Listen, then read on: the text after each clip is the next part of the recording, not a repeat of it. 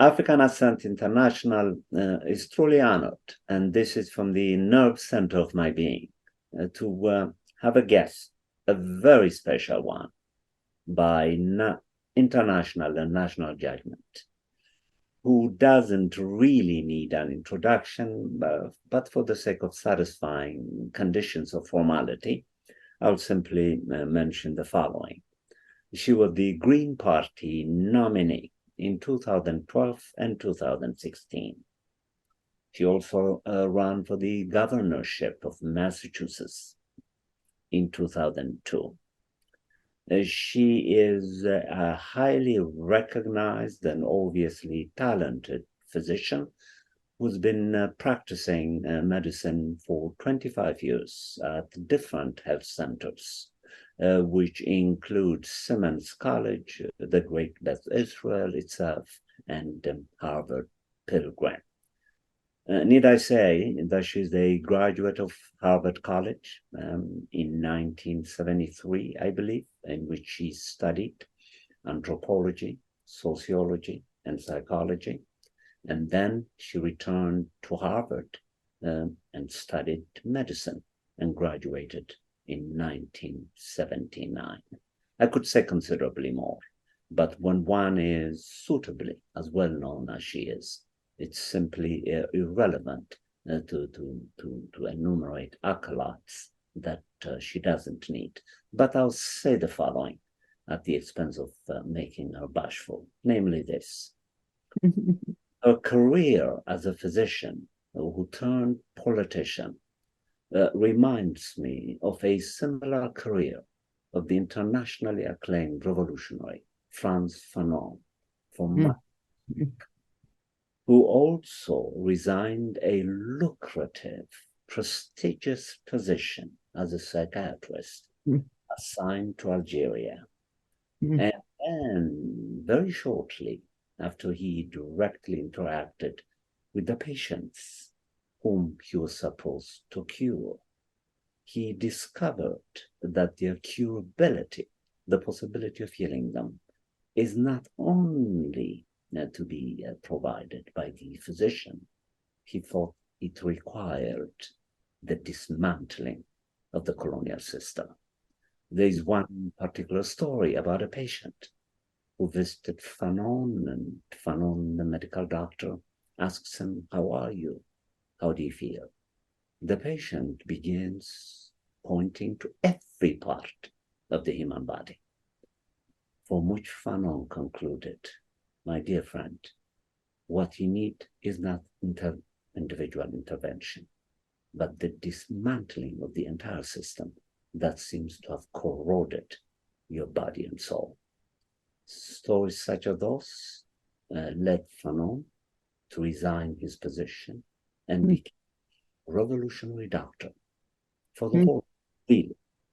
And he recorded his experiences and his recommendations of how to dismantle the colonial system, first in black skin and white masks, which he wrote at the age of 26.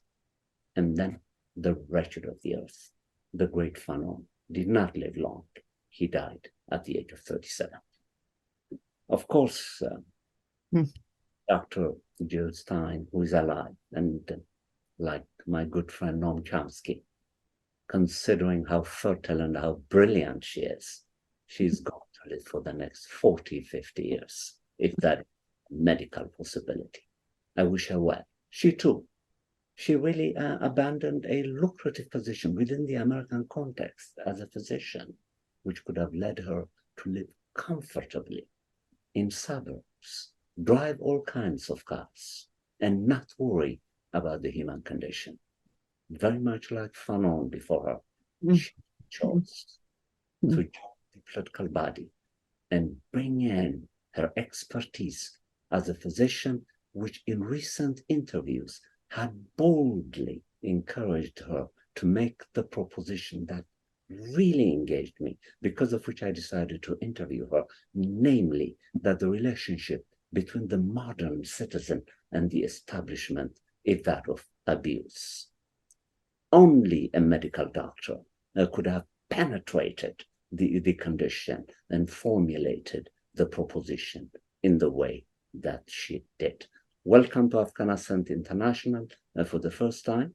I am so grateful to Victor Wallace, my good friend. I met this luminary whom I hope, along with Cornel West, Chris Hedges, whom I also admire, will become the voices of the American democratic alternative, which is really unlike what the pundits think a possibility. They are not merely running in order to radicalize the Democratic Party. They are running with the hope and possibility that they will win. Afghan Ascent International is supported by the Hutchins Center at Harvard University and also Berklee College of Music. Welcome to Afghan Ascent International for the first time, Dr. Stein. Thank you so much, Dr. Quiros. It's really an honor to be here. It's an honor to know you, and I too thank our friend Victor Wallace for connecting us. And thank you for all your wonderful, insightful, transformative work. And I really look forward to our discussion. I have to thank you for that very wonderful, undeserved introduction. And yeah, I look forward to diving in. And I love where you've begun, talking about Dr. Francis Fanon. And I would add to that, Che Guevara, another revolutionary figure, was also, I believe he was a pediatrician, Salvador Allende, who, led really a democratic socialist transformation in Chile, and who was, the latter two, came to very tragic ends for challenging empire and colonialism and all the makings of the crisis in our political system, our globe, our international system, and ultimately our health. These things are so embedded. And that was very much where my journey, departed, having, studied medicine and practiced as an internist, just seeing that, as a parent, that there were these epidemics of public health crises. And in particular, I was looking as a parent at asthma and learning and developmental disabilities and childhood cancers, which were on the rise. This was back in the 70s. We were first encountering at that time this epidemic of asthma, which has become normalized. It's now like considered just, just a fact of life in not only the US, but really all across the world. But it didn't used to be that way at all. And it wasn't just a matter of not recognizing it. Things have fundamentally changed. And so I became very involved with the group Physicians for Social Responsibility, which was looking at this connection between health and our environment, including our social environment, and poverty and stress and homelessness and community violence, just looking at all those social determinants of health. And I could not pretend that, that the discussion long after things had gone, long after health had unraveled, long after diseases had become entrenched in the life of a person or a family, that suddenly a visit to the doctor's office is going to make the difference that it needs to make. Access to medical care and medical treatments is really critical, and people are dying widely for lack thereof. So healthcare as we know it is a right, but we also have a right to a healthy world, a world that's not inflicting these epidemics on us in the first place, that are driven by social factors, as well as environmental exposures and the pollution of our air and our water and consumer products and the lead laden gasoline that really poisoned the whole planet with lead. It's really kind of a microcosm, a symbol of, of the origins of these problems. And, it just became unacceptable to me to pretend that I was offering people definitive solutions or solutions that had a chance of really making a difference, given, these crushing conditions that so many people are subjected to. 1 in 2 Americans is now either poor or low income and heading towards poor, and the conditions of our jobs and our economy and our food supply and all that, it's very hard for medical interventions alone to make a difference, especially among the most disadvantaged people. We now know, for example, that poverty is the 4th leading cause of death in the United States. This is recent data, I think, from the University of California system. But, it's kind of been known for a while, but the numbers weren't that crystal clear. And it's very crystal clear right now that social conditions are major, major drivers. So I appreciate how you've opened this conversation. Just, I have to say that really changed my direction in life very much, and led me to a point where I became an advocate, initially with Physicians for Social Responsibility, and then bucking up against our political system, advocating for clean air, advocating against environmental racism, because where is it that that the toxic coal plants and toxic waste sites, and where is it that pollution is happening, and highways, above all, it's low income communities and communities of color that are bearing the worst burden. And when I began to work with Physicians for Social Responsibility, we basically made ourselves available to support community struggles against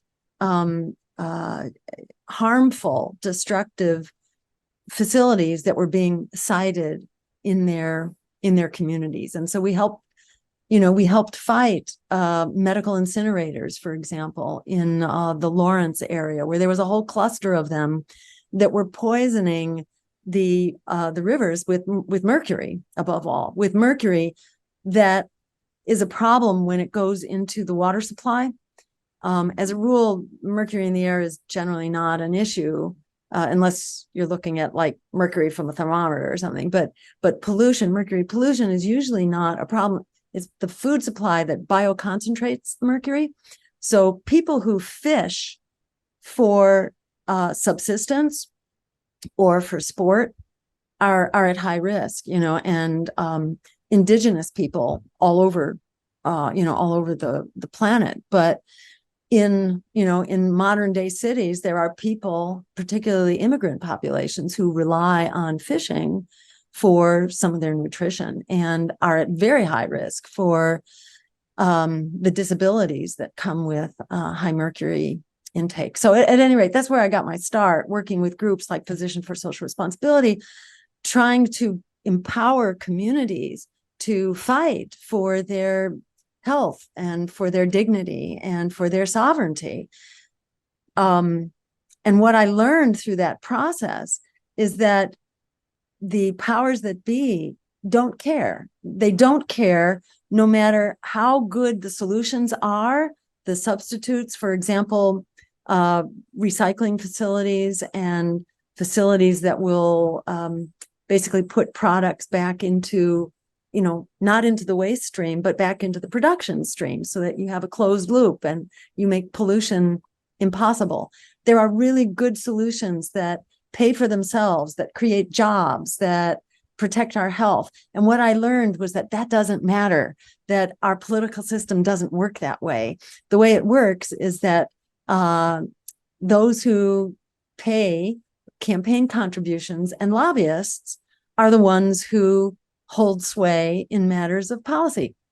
We shouldn't have, incinerators and landfills and toxic waste sites. We shouldn't have them at all. We shouldn't have stuff in the production stream to start with that puts people at risk. And we have a system right now that won't regulate, it won't protect human health until you have a body of evidence that shows that like lead is harmful. Well, how long did it take? It took generations of lead exposure before the evidence was there. It's very hard to prove things in the world of public health shy of, a controlled, placebo-controlled study, a laboratory study. It's very hard to show, but you wouldn't expose people to things like mercury or lead. You don't do that. It's too toxic to test. But in the system we have, being too toxic to test doesn't mean it's too toxic to use. So it will get put into consumer products or gasoline, allowed to pollute our fish supply, and people won't be warned about it. And that's just the way the system works. It's run by the wealthy who are calling the shots, the wealthy and the well-advantaged who buy their way into a system, a political system that's designed to be the best democracy money could buy, which is no democracy at all, and which just advantages the corporations and the wealthy to get more wealthy and more advantaged. And it's just taking an intolerable toll on our health that I think, and not just our health, it's like our healthcare system, because our healthcare system is designed for the health insurers and the pharmaceutical companies. And, our system of public higher education is not designed for students or the public. And, we're producing a generation that's mired in student debt. All of these things are solvable. And, what I learned by my introduction to public policy was that you have to have very deep pockets if you want to impact public policy. So that's where I sort of became an activist and then became joined the political fray starting in the year 2000. I got recruited by the Green Party, who said they kind of liked what I was fighting for in the public arena. Did I want to do that and run for governor and get the message out to a wider audience? And that sounded like, well, hey, that's a great idea. Really having no idea of what you're in for. You really don't know until you start running. But once I saw how important, political struggle is, as well as social struggle, it just felt like, I couldn't turn my back on this, because if we turn our back on political struggle and we just go along with the lesser evil, supposedly, it's not the lesser evil. And the Democrats have abandoned, well, they're now leading the charge on war, on censorship, have abandoned their commitments on the climate. Under President Biden, more public lands have been basically, developed and exploited and ruined. And even in the face of the incredible climate emergency that we're facing right now, he's just now basically pushed ahead on the Mountain Valley Pipeline, which is a disaster. And we are in such deep trouble right now. It's just jaw-dropping, our survival in terms of the climate, or our survival in terms of the proliferation of nuclear weapons and the escalation of the war in Ukraine, thanks to NATO's expansion to the east, which we had promised, the Gorbachev and the old Soviet Union, that NATO would not move 1 inch to the east when Russia signed off, or the Soviet Union signed off on the reunification of East and West Germany and so on. And our steady and relentless encroachment, which was predicted way back at the time, it has nothing to do with Putin. It long preceded Putin, and it will outlast Putin too. This is not okay when Russia has been repeatedly invaded over the course of history and lost 27 million people in the Second World War alone, they are touchy about their borders in the same way we are touchy about our borders. And we were ready to go to nuclear war back in the Kennedy days and the Cuban Missile Crisis and so on. So at any rate, it's important for us not to give a free pass to power. And in the same way that we have to struggle for clean air and decent jobs and strong unions and a living, $25 wage, which should be the minimum wage. So everyone, has access to the resources they need to have a decent life. We need that, but we have to carry that struggle into the voting booth as well. In the absence of that, things will not change. In the words of Frederick Douglass, which I'm sure you're familiar with, power concedes nothing without a demand. It never has, and it never will. And, and that's where we are right now. It's really in our hands whether we are going to have a world that we can survive in or not. Incredible. I cannot wait until I share this detailed exercise in raising human consciousness done so well. I can just imagine how extraordinary of a physician he must have been, and also a physician who decided to turn your moral attention to politics, and the details that he gave me now are just so compelling that what he just said could just be used in the classroom objectively, so that voters could know yes. what they are into. Because we're not doing this kind of work in the classrooms anymore. The professors are very afraid. Now, that takes me to the next question then, which I know is going to be equally detailed. It's this.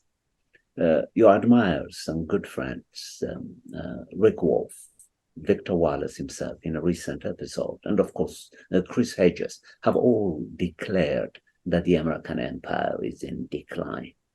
Is that the case? If so, what are the details that justify the declaration? Do you agree with that? Oh, absolutely. And, I want to just give a big shout out for Rick Wolf and Victor Wallace and Chris Hedges, who've been among the leading, I think, analysts and voices really describing the big picture here, because the details by themselves are extraordinarily disturbing. And it's very hard for people, I think, to contend with what's happening in our world, because people feel under attack on so many fronts, and it's just, it's distressing, and it's very hard to get your hands around with it, get your hands around it and to tackle it and to struggle with it. But that's what we have to do. And when you reformulate it as one problem rather than 100 problems, it's much easier than to think about this one problem that we can solve. And in solving that one problem, we can then begin to solve all the other problems. Militarism and empire is inherently incompatible with democracy. And that's just been true throughout history. That's just the way it works when you have a militarized society and when your resources are being consumed to dominate and violate and police the whole world. It just doesn't work. And we're seeing that right now. We spend $115 billion on Ukraine and Ukraine's government and weaponizing Ukraine and really making victims out of the people of Ukraine, who are really caught here in a battle between superpowers, a battle that's really, Russia's invasion is horrible and illegal, and all wars are murderous. But that's happening within the broader context of the U.S. empire marching to the east. We have committed at least 68 regime change operations throughout the world since the Second World War. According to Congress, we have sent our troops into some 250 countries, just like in the last 2 to 3 decades. So we are the world's empire, bar none. As Martin Luther King himself said, I think it was 1967, that we are the greatest, our nation is the greatest perpetrator of violence that in the world today. He said that, we are the greatest perpetrator of violence in the world today. But that was small potatoes compared to the violence we're perpetrating on the world now. Vietnam was horrific. But if you look at just the wars since 9/11, the so-called anti-terrorist wars, including Afghanistan and Iraq and Libya and Pakistan, some of these are just drone wars, but these are offensive military operations that we've been involved in really all around the world. The numbers of people, according to the Brown University's Study of War project, Cost of War project, we have killed some 4.5 million people through these wars, displaced somewhere between 30 and 60 million people, and starved, I think it's on the order of 7.5 million children. So, our record is, no one comes close to it. Our military budget right now is 10 times that of Russia. Russia doesn't hold a candle to our destructive power. And we both have the ability to destroy the world many, many, many, many, many, many, many times over through our nuclear weapons. So, all of this is evidence of empire. It's not as though we are the only country, burdened by militarism. Many are, but we just so trump all the others. We're not going to fix these problems unless we are fixing ourselves as well. And we need to adhere to international law, which we've also, the whole body of international law created by the, so-called modern world following the Second World War in order to avoid another conflict like the Second World War and protect refugees and human rights and things like that. That body of law has been just cast aside by the US, saying that we now call for a rules-based order. Well, what set of rules are you talking about? Because what we agreed on was the international law. That was real law. And if we don't have a law among nations, then we have the law of the jungle. And it's who's ever top dog that gets to call the shots. And that's the policy of Biden and his administration right now. They always talk about the rules-based order. Our rules, whose rules? Our rules. Well, we're not going to be top dog forever. And just to look at like the economics of the world right now, China and the BRICS economy, Brazil, Russia, India, China, South Africa, and then there are other countries that are joining. I think Saudi Arabia is joining. I mean, there's this alternative economy that has basically declared independence from the US, and they now command a bigger portion of the world economy to look at a real indicators of economies and economic growth. They have a bigger share than we do, and they are growing way faster than we are. So we cannot presume that we're going to be top dog. For our own sake, we need the law of nations rather than the law of the jungle, because we're going to be victims of somebody else's rules-based order pretty soon here. So that's just a little bit to convey how, we are an empire and how empire is not working. And empire is it's becoming obsolete. The US empire is becoming obsolete. We cannot fight our way into maintaining this empire. And to do so, really just guarantees that we are squandering our resources, destroying the wider world, and creating ever greater public ill will towards the US. So it's really important that we rise up to the community of nations and we participate as a member of that community in good faith. And, and that we put diplomacy before war, and we put international law and human rights at the head of our, of our priorities in addressing the rest of the world. Does that get to your question? Of course, I'm more than pleased. Now, I would like us to invest the rest of the time on the Green Party.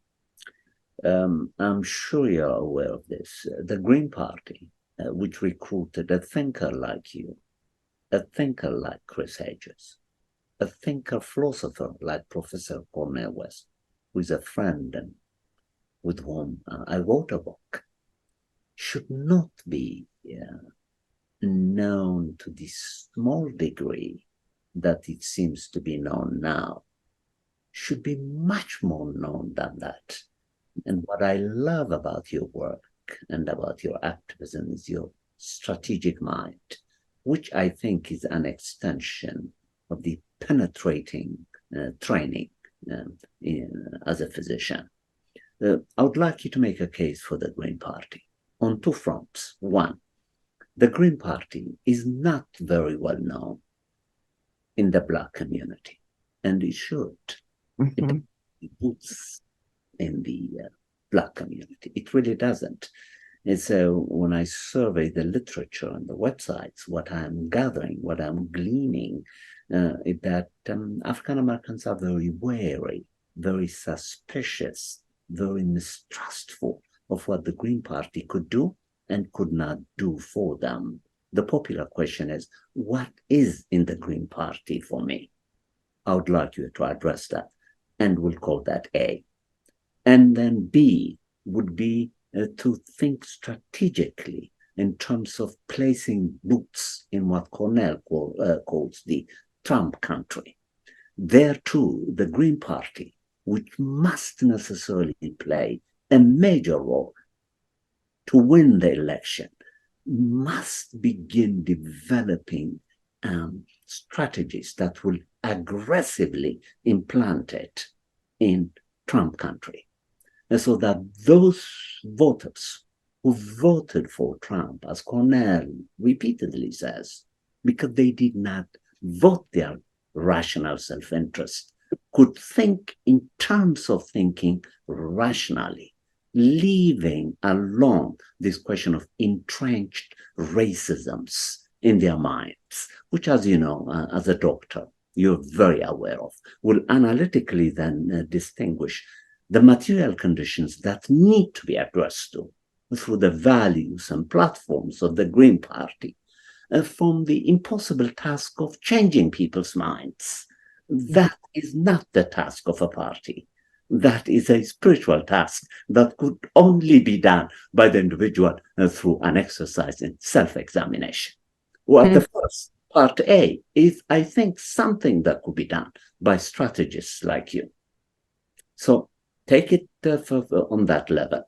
Be as detailed as you would like, so that we can consciousness raising. Great. And I want to put all of this in a context to understand better the very steep playing field that this dialogue takes place on.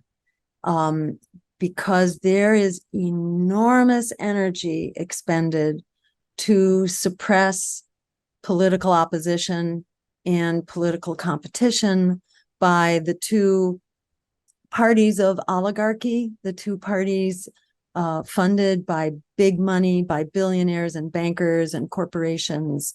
You have to put this in context and to understand that, yes, the Green Party is very small, but compared to all other independent, non-corporate parties, it is a pillar of strength and resistance.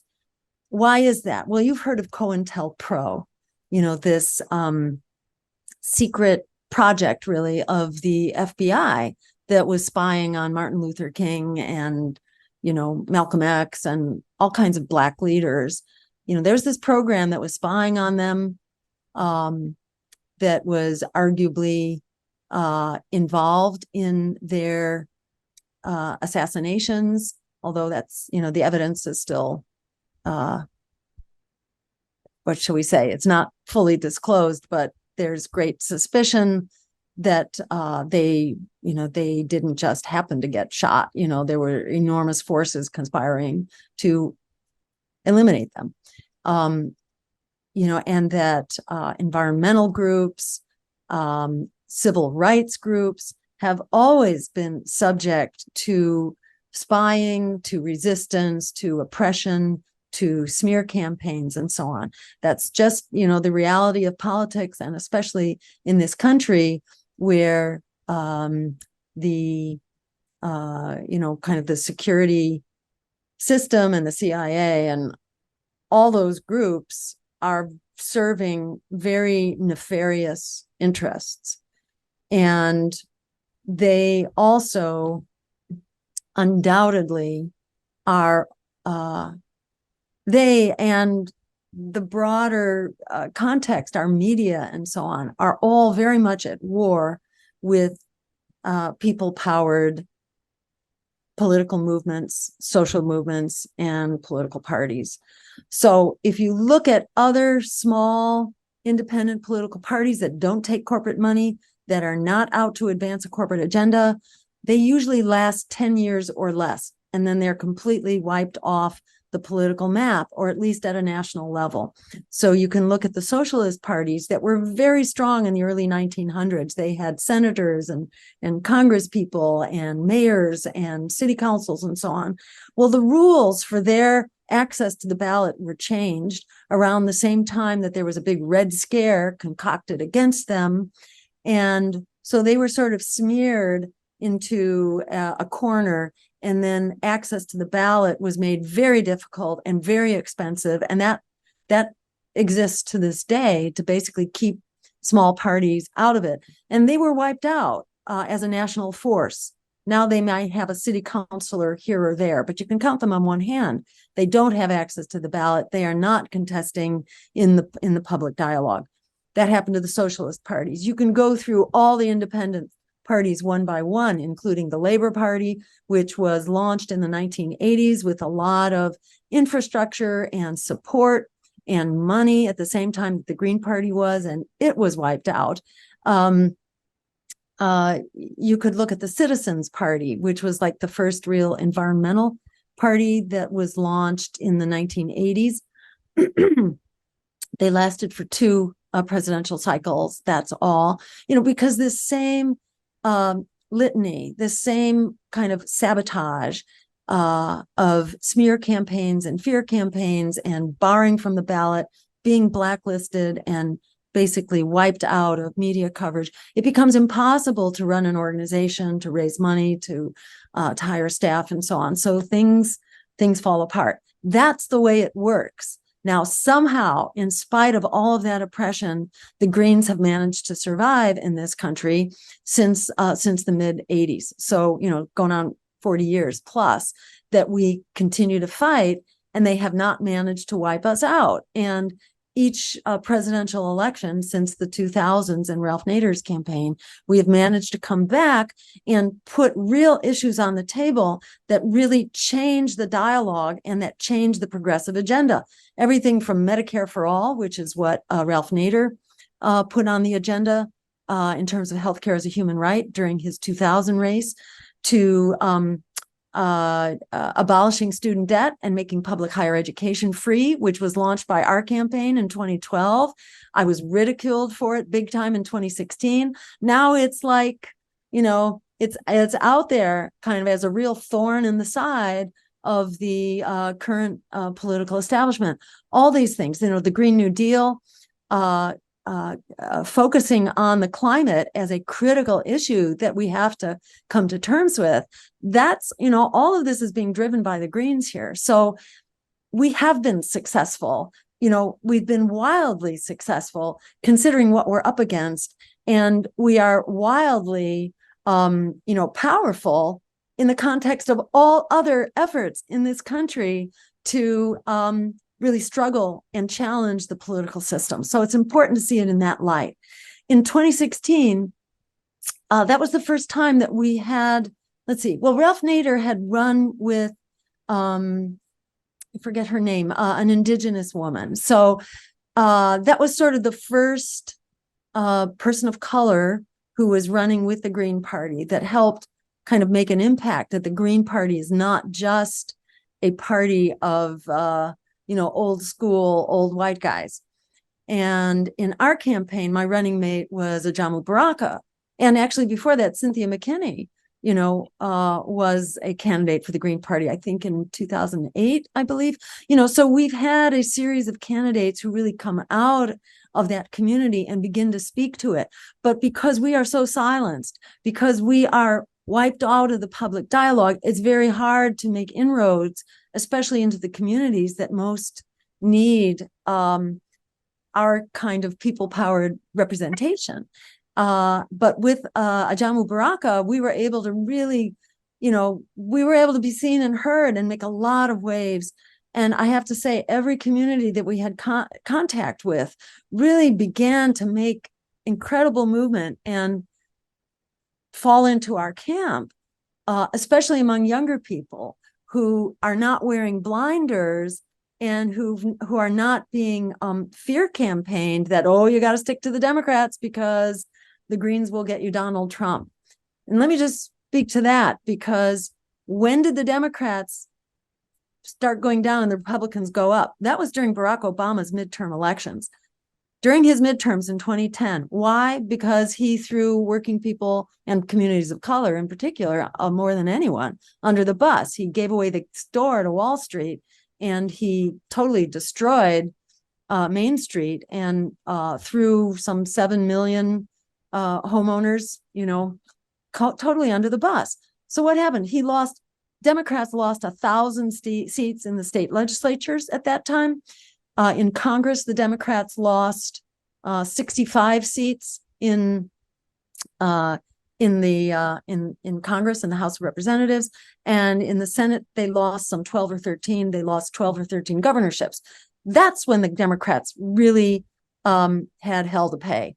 And that wasn't because of the Greens. It wasn't because of third parties. It was because they have thrown everyday people, especially low income and communities of color, under the bus. That's what's going on here. And, it's really important for people in those communities to know that we have to stop taking marching orders from the rapacious oligarchy that's really all about preserving their own power. When they say that we are spoilers, that Greens are spoilers, what are we spoiling? We're spoiling the party of these old white guys. And I mean party like the celebration, the good times, their monopoly on power. We are spoiling the monopoly on power held by the old white guys. And those are the ones that you hear screaming right now, the James Carvilles and, David Axelrods, who are just whining and whining. Oh, you're raining on my parade. Why can't I be allowed to own your vote? I own your vote. You have to vote for me. No, you don't own our vote. You have to earn our vote. And they have long been disearning our votes.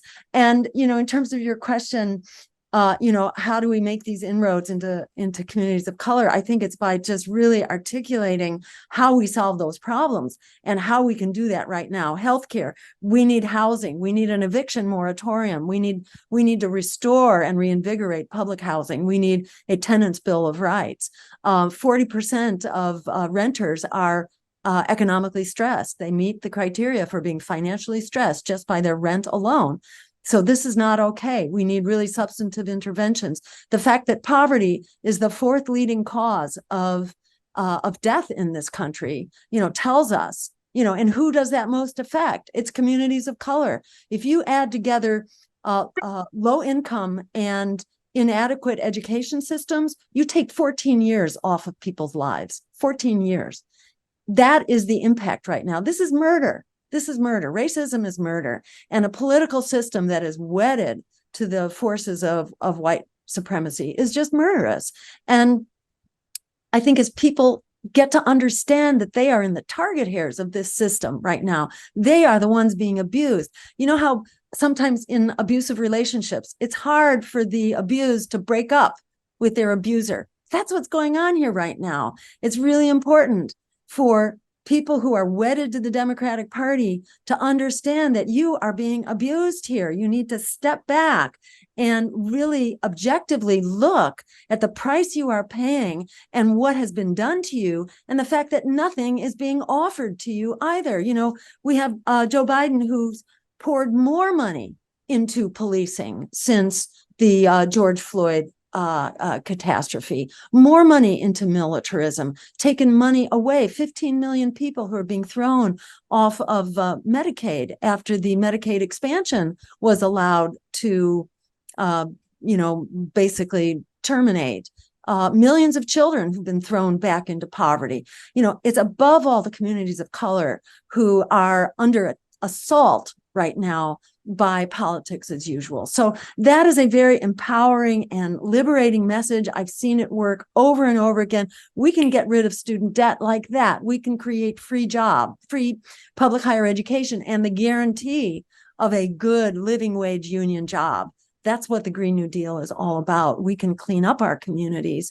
You know, there is a peaceful, just green future that is within our reach if we stand up and demand it. Like Frederick Douglass said, power concedes nothing without a demand. We have to be that demand. The James Carvilles of the world, and the Hillary Clintons and Joe Bidens of the world are not going to bring that to us. They have a track record. Look at that track record. It's not what they say, it's what they have done. They have really abandoned their promises, from a living wage to to a survivable climate, to improvements in healthcare or pharmaceuticals. The solutions that they hold up are a joke. The Inflation Reduction Act, promises it's going to make pharmaceuticals more accessible. Well, you know how many pharmaceuticals? 10. And you know when it will begin to make the public bidding and bulk purchasing. When will that go into effect? I think it's in 2026. So this is just crumbs. This is crumbs while our lives and our livelihoods are crumbling. This is not okay. And as people begin to hear that, they begin to understand that we have nothing to lose and everything to gain by, throwing off these chains and seizing control of our future and getting behind people-powered politics and a people-powered party like the Green Party. And having Dr. Cornel West as the leading spokesperson and, contesting for the nomination of the Green Party right now is just a breathtaking opportunity. And I want to encourage people to please go to cornelwest24.org and become part of the campaign, because our future is in our hands and we have everything to gain. I'll just finish here with the last quote from Alice Walker, who said, "The biggest way people give up power," I'm paraphrasing here a little bit, "the biggest way people give up power is by not knowing we have it to start with." We have it. We have the vision. We have the solutions. We have the numbers. We have a rebellion going on right now in full swing. We need to harness that in our communities, in the social movements, and the fight for healthcare, housing, and education, and in the fight in the voting booth. We need to bring that rebellion into the voting booth and insist on a world that works for all of us. Whether we get there all the way or not this election, it doesn't matter. We have to draw a line in the sand, start defining where it is that we're building, and let's go forward and build together. And lastly, your question about Trump. Trump is a result of the abandonment of the Democratic Party, because when the Democratic Party abandoned working people, what they saw was a demagogue who was talking the talk, not walking the walk, but talking some of the talk. So a lot of people went to that demagogue. This is like after the First World War, when the Nazi movement flourished in Germany, because Germany had basically been decimated. When people are left without resources and without hope, they do really crazy things and embrace demagogues and horrific fascistic policies. It is a politics of hopelessness. We need to re-empower people, give them hope, and create the future that we deserve together. It's really fixable. Incredible, Dr. Stein. Before the interview, he had already warned me that he can't give me more than 45 minutes. And I would like to honor that. But this is only the beginning of a friendship between us. When you have time, I would like you to come back, and then I will go heavily academic with you. We'll explore themes such as manufactured consent, which the Trump voters and other disenfranchised voters have been getting controlled by the system, which is a continuation of a major thinker by the name of Antonio Gramsci, on whom I wrote my first book, who spoke about hegemonic ideas. So it's the combination of these hegemonic ideas which have implanted themselves in the psyches of voters globally that the Green Party is up against. And I trust that thinkers like yourself, Chris Hedges, Professor Cornel West, I'm hoping that you'll join them. I know at the moment you're only a campaign manager, but I wish you could be a running mate. But that's another subject that can talk about right now. Let him first get nominated. Then there is a long list that the Green Party would have to look at, and of course, that central person has to be you. And then there is Chris Hedges, and then there is Mumia, and so on. The future is incredible. It all depends on how this work is done. I'm truly honored to have had you as a special guest, and I feel particularly honored to have discovered a new friend with whom I would like to grow. It's been to Ascent International. Thank you so much. It's really been wonderful talking with you, Dr. Quiros, and I look forward to a long conversation ahead of us. Thank you so very much. Thank you. This has been African Ascent International with your host, Professor Theodoros Quiros. Thank you for joining us.